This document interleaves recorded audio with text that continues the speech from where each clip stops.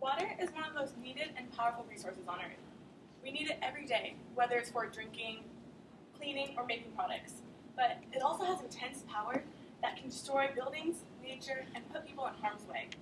The little town of Oroville has been in a drought since 2012, and they know just how needed water is.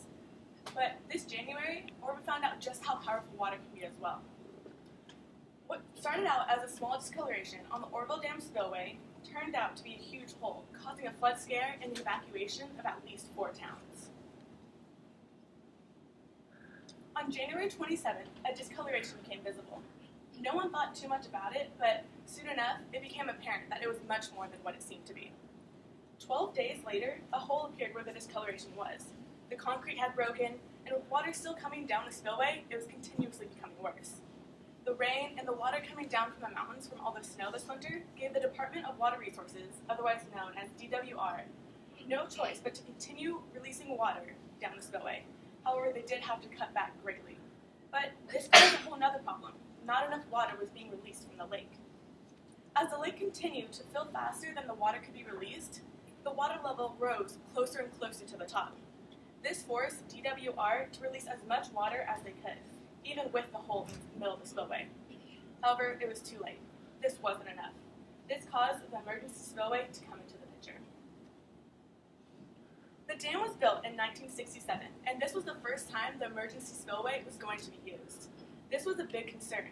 How would the spillway hold up? It was an unsure solution to a definite problem.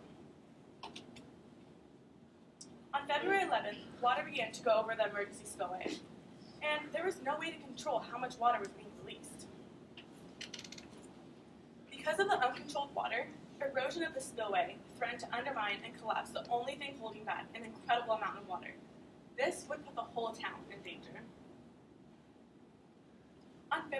On February 12th, an emergency evacuation was ordered. The spillway's projected to collapse at 5:45 in the evening. Oroville and any town touching the Feather River for miles and miles would be severely flooded.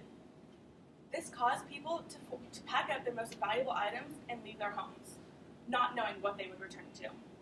Between Oroville and other towns evacuated, almost 200,000 people had to leave their homes, including my own family. My family was one of the many families frantically gathering their belongings and trying to get to safe ground. However, on February 14th, the evacuation order was lifted and we could finally return home.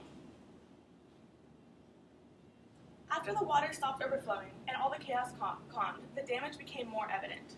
The crews began to work 24/7 and the long process of repairing the auxiliary spillway had begun. What began as an unusual pattern became an undescribable scare. I, along with thousands of others, am thankful that the spillway didn't collapse and that my house and my little town are still standing.